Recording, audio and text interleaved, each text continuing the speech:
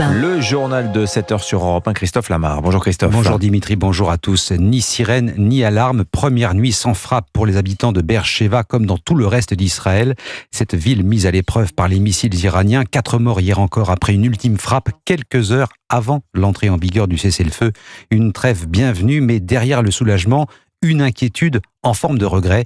Le régime des mollahs iraniens ne s'est pas effondré. Reportage Wilfried de Villers, envoyé spécial d'Europe 1. Entre deux immeubles aux façades éventrées, un trou béant et des gravats de béton, l'air est saturé de poussière. Le missile s'est écrasé juste là, emportant 6 étages et l'abri d'un appartement où une famille avait trouvé refuge. Léna habite de l'autre côté de la rue. Très tirée, les yeux rougis, elle voit le cessez-le-feu comme une bouffée d'oxygène.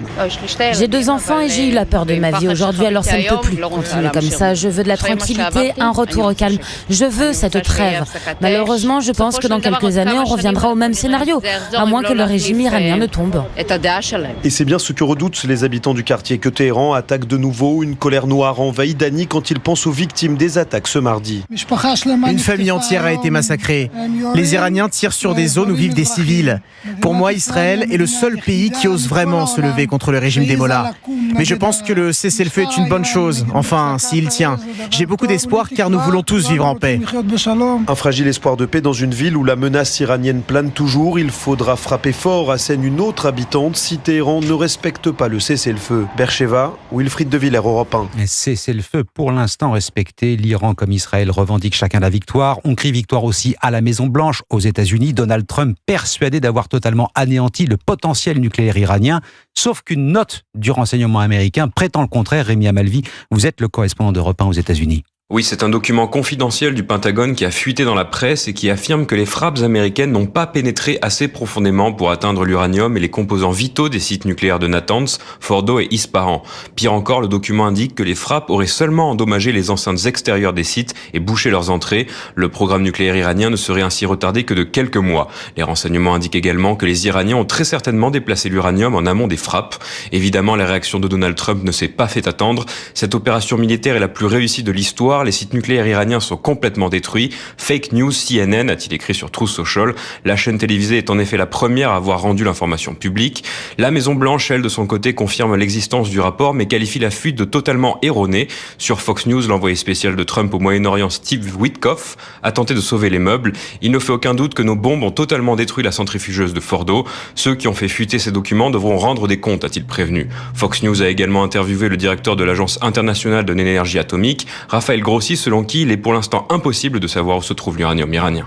Rémi Amalvi, correspondant d'Europe 1 aux États-Unis. Téhéran qui traque l'ennemi intérieur. Europe 1 vous a raconté comment le Mossad, les services secrets israéliens, avaient infiltré le pouvoir iranien. 700 personnes accusées d'être en lien avec Israël auraient été arrêtées au cours des 12 derniers jours. 3 ont été convaincus d'espionnage et exécutés par pendaison ce matin. Et c'est dans ce contexte, et alors que la guerre fait toujours rage en Ukraine, que s'est ouvert le sommet de l'OTAN. En présence de Donald Trump, le président américain est arrivé hier soir à La Haye, comme la plupart des dirigeants des 32 membres de l'Alliance.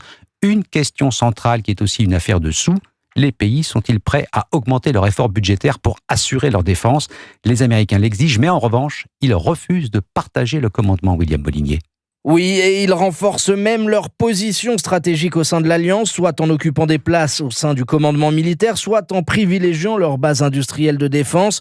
Dernier exemple en date, Washington a imposé sans encombre son propre logiciel d'intelligence artificielle. Palantir, ce système de fusion de données militaires, sera donc la norme au sein de l'Alliance, entre les mains exclusives de ce géant américain, et ce, pour une durée de 30 ans, alors que d'autres industriels français comme Thales, Safran ou MBDA auraient pu être choisis, car eux-mêmes ont investi massivement sur la digitalisation du champ de bataille. Le risque est que d'autres pays membres livrent les données sensibles de leur propre armée dans un souci d'interopérabilité. C'est un renoncement à la souveraineté, s'inquiète un industriel. Si les Américains veulent réduire leur contribution à l'OTAN, ils ne sont pas non plus prêts à rendre les clés du camion. Pour preuve, la nomination au début du mois d'un nouveau général américain à la tête des opérations de l'Alliance sur le vieux continent. William Molinier, spécialiste défense à Europe 1. La droite peut-elle remporter la prochaine présidentielle? La question était largement abordée hier au Casino de Paris. Événement organisé en partenariat avec le JD News, des responsables politiques, des intellectuels de droite réunis pour parler programme sur le fond, loin des clivages habituels. Reportage Magdalene Trémollet.